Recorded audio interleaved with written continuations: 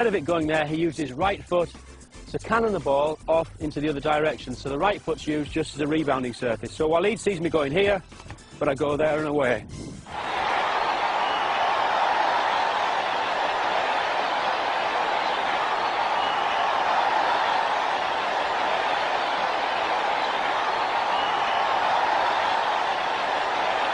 Okay, let's try 5 or 6 on our own. Nice and wide with our feet. Okay, well done and stop. Good. Juggling is one of the best practices that we can do to improve our first touch, and it's also one of the most enjoyable. We've come inside to the gymnasium to practice here, and many of the great Brazilian players learned their skills too in the gymnasium, so it's a great place to work. We have here the boys. Some of them, I think, have the best juggling skills that I've seen anywhere with young players. Bradley, do you want to show us something? Well done, Bradley. Kyle?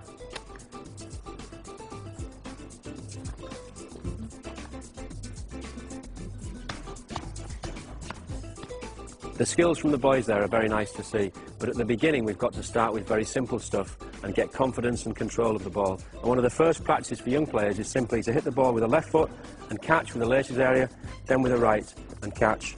Left foot and catch, right foot and catch. Maybe after a few weeks, instead of trying to be too ambitious and trying to do too many touches, we can build up to doing 1, 2 and catch. 1, 2 and catch. Then maybe 1, 2, 3 and catch. Then we can start to incorporate other parts of the foot and body. But we should try to use the hands to keep the ball up in the air, and this gives us more confidence. What we're going to do now with the boys is just work around the space, and we're going to alternate from right foot to left foot, right foot to left foot, right foot to left foot, right to left, right to left. Nice and steady, just using the laces area. Okay? Off we go.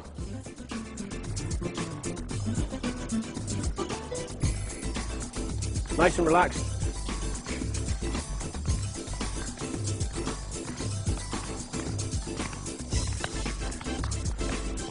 Okay, and stop, Mark.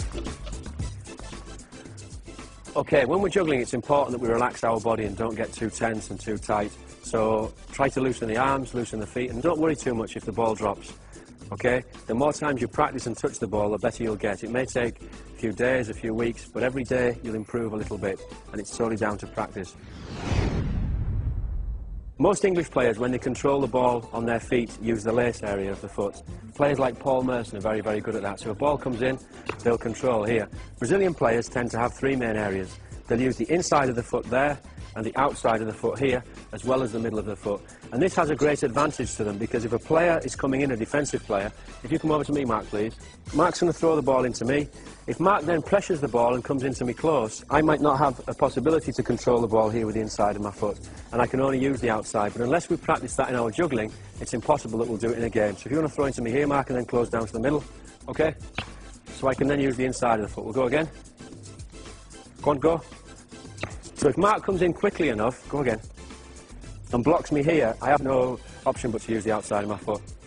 Okay? And if I was playing in a game, I could then take outside and move away from Mark to make a pass or a dribble. A little touch outside of the foot and move around the space. Off we go. Just one touch and catch.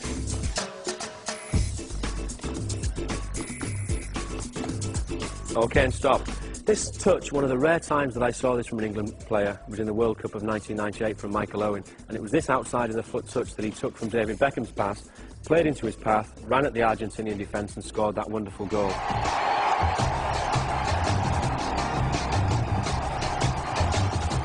So now, Mark, if you could just do some outside of the foot juggles while stood still. 1, 2, 3, keep it going. 4, 5, 6, 7, 8, 9.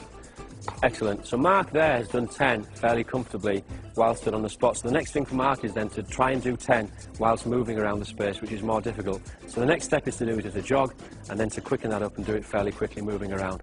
And we'd incorporate the weaker foot as well, so we'd be asking him to go right foot to left foot. So Mark, can you do that and the rest of you just around the space? Off we go.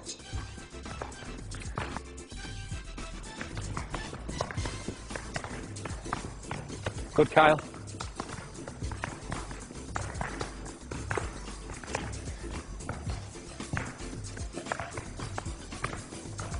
And once you feel confident, if you can then incorporate the left side and try and do as many touches on the right as you do on your left.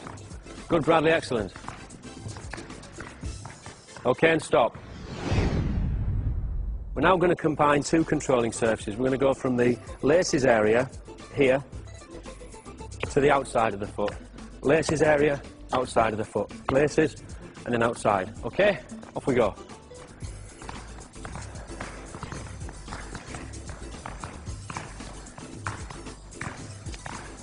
And stop. Okay.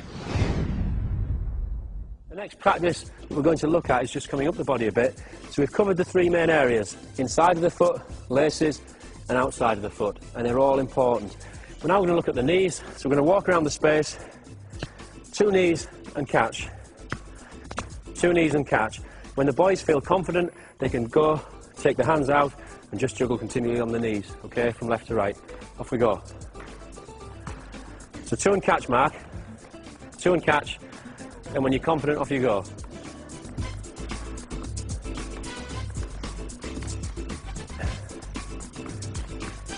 Just knees, and stop. Sometimes in a game, it's impossible that we use anything else other than the chest to control the ball. We're always trying to go as low as we can with our control. So if the ball comes in high at chest area, sometimes I'll ask players to try and get up and see if they can get their knees there, because the knees are an area that we have more control over, the thigh above the knees. Similarly, if the ball comes at knee height, I'll often ask players to get up early and try and take it with their feet. I'll give you a little example. Mark. So a ball's going to come into Mark at knee height, but he'll try and leap up and take the ball with his feet. Rather than staying on the floor and taking the ball with one standing foot down, he'll get up and try and take the ball early with his feet. Ready, Mark? Good.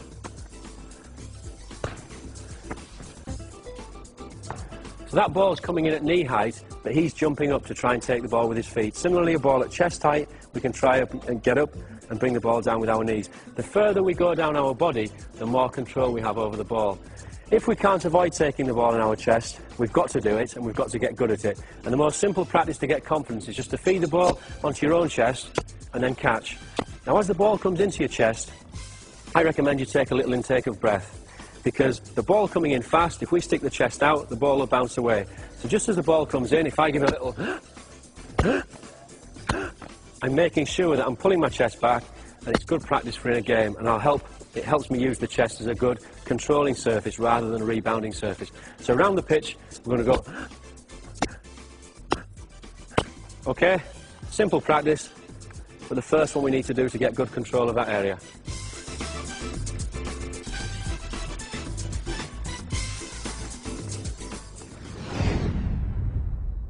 Heading's a very difficult skill. Children are often afraid of heading the ball. Even adult players, the great Ronaldo, the Brazilian star, he doesn't like heading the ball. He doesn't score very many goals with his head because I think when he was a child he didn't practice enough heading. It's an easy skill to master, but one that needs confidence and a little bit of courage. For very young players who are not used to heading the ball and are a little bit afraid of it, I think the best way to start is just to look at the ball and bring the ball in gently to our forehead, keeping our eyes open. The middle of the forehead there is the surface that we would use to head the ball. If you shut your eyes when the ball's coming in, you've more chance of getting hurt. So just to get confidence, keep the eyes open and bring the ball into the head. The next level is just to throw the ball up to ourselves, a little connection with the forehead and catch. And we can do that moving around the space. Okay, boys? Off we go.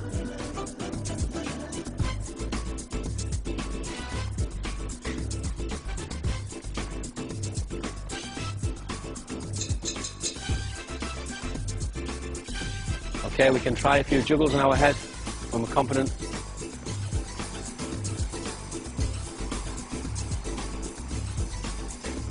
Okay, and then combine the heading. We can combine the heading with other body parts. So maybe we'll go back to the feet, the knees, and the head. Okay, off we go. Put a few together.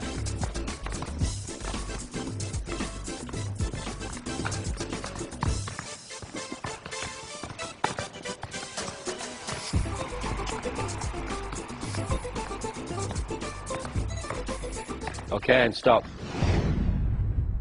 Juggling circles are something that we see all the time in Brazil, in the parks, on the beaches. It's a gathering of friends who come together to show what they can do with a ball. We've got a little juggling circle here, and hopefully we're going to be able to show you